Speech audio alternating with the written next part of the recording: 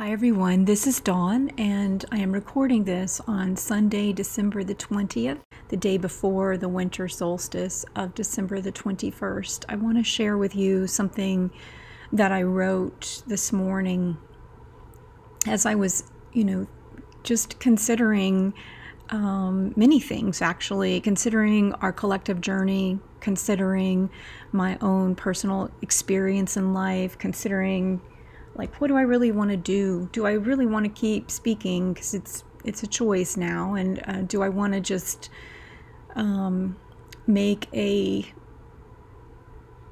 somewhat drastic change of direction? Do I want to stay the course as I always have? Because I was considering all of these things, and as I love to do, I got out in nature, took a walk with the doggies, and then I was considering all of these things, and then I just sat and got quiet and wrote, and I was surprised by what I was reminded of, and I wanted to share it with you.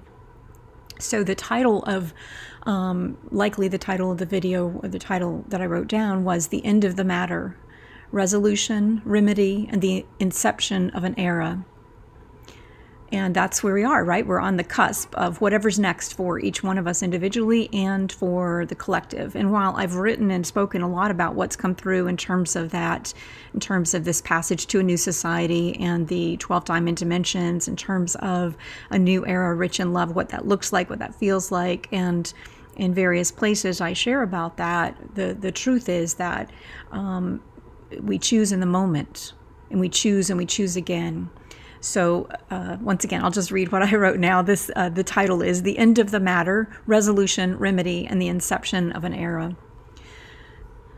The most discouraging thing personally to me about this life has been to be surrounded by people who have forgotten the very words they once knew were written on their hearts. That unique soul signature that is a key to the treasure they are. In some cases, these very people are ones who once shared words of wisdom, who wrote great passages in treasured texts, who were profoundly powerful orators, or who loved with their whole hearts and changed the world because of it. I am sure, too, there is so much I have forgotten. In this life, many of us look around feeling disoriented, dismayed, discouraged, disenchanted, disillusioned.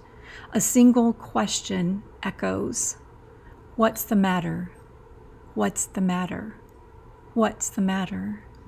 We are always looking for a problem and then a solution, as if this is the meaning of life.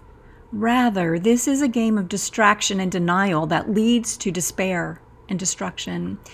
The only way to resolve this perpetual loop of suffering is to return to the one, to acknowledge that one light, that one life, that one love in all the ways of mystery that light and life and love is coming into our world. King Solomon, son of David, was known as a seeker of life, and he sought it everywhere.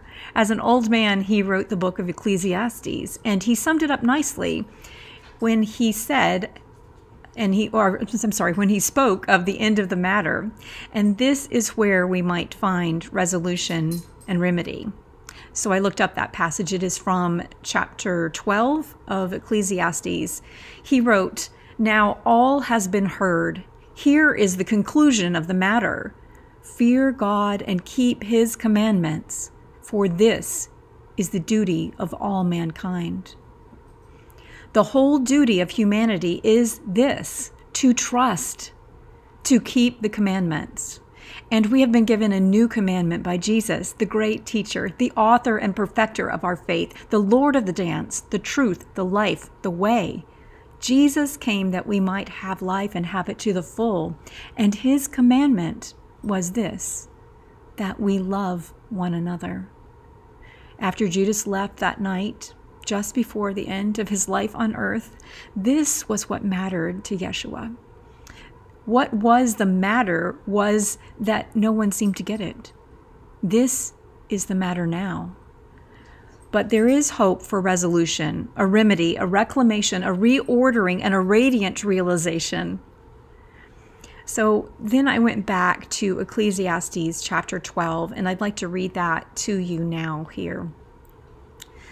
That chapter of Ecclesiastes is in the middle of the book, and it says this: "Remember your Creator in the days of your youth, before the days of trouble came, and the years approach when you will say, I find no pleasure in them.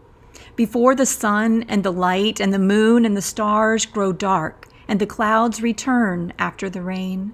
When the keepers of the house tremble, and the strong men stoop, when the grinders cease because they are few, and those looking through the windows grow dim. When the doors to the street are closed, and the sound of grinding fades. When the people rise up at the sound of birds, but all their songs grow faint. When people are afraid of heights and of dangers in the streets. When the almond tree blossoms and the grasshopper drags itself along and the desire no longer is stirred. Then people go to their eternal home and mourners go about the streets. Remember him before the silver cord is severed and the golden bowl is broken, before the pitcher is shattered at the spring and the wheel broken at the well, and the dust returns to the ground it came from, and the spirit returns to God who gave it. Meaningless, meaningless, says the teacher. Everything is meaningless." Not only was the teacher wise, but he also imparted knowledge to the people. He pondered and searched out and set in order many proverbs. The teacher searched to find just the right words, and what he wrote was upright and true. The words of the wise are like goads, their collected sayings like firmly embedded nails, given by one shepherd. Be warned, my son, of anything in addition to them. Of making many books there is no end, and much study wearies the body. Now all has been heard. Here is the conclusion of the matter. Fear God and keep his commandments, for this is the duty of all mankind. For God will bring every deed into judgment, including every hidden thing, whether it is good or evil. So that was Ecclesiastes 12, the words attributed to Solomon, King Solomon, son of David. And as I read that, I kept hearing the echoed words of Jesus recorded by Matthew in chapter 6. And so I'm going to read to you from Matthew 6, verses 28 through 33, which I've shared before, but I'd like to read them again. "See how the flowers of the field grow. They do not labor or spin. Yet I tell you that not even Solomon in all of his splendor was dressed like one of these. If that is how God clothes the grass of the field, which is here today and tomorrow is thrown into the fire, will he not much more clothe you, you of little faith? So do not worry, saying, 'What shall we eat?' Or 'What shall we drink?' Or 'What shall we wear?' For the pagans run after all of these things, and your heavenly Father knows that you need them. But seek first his kingdom and his righteousness, and all these things will be given to you as well." So those were the words of Jesus and his teaching.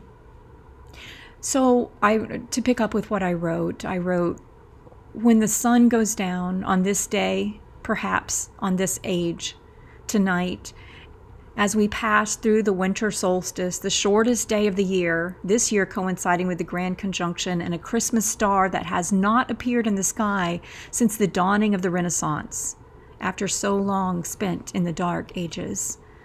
When the sun goes down, consider again the words of Solomon, that all has been heard, and here is the end of the matter. Fear God and keep his commandments, for this is the duty of all mankind.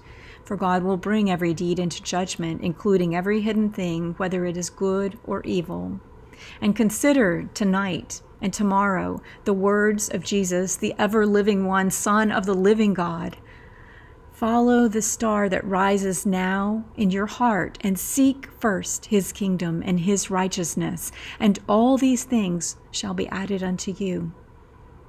Know that the end of the matter is the beginning of all things.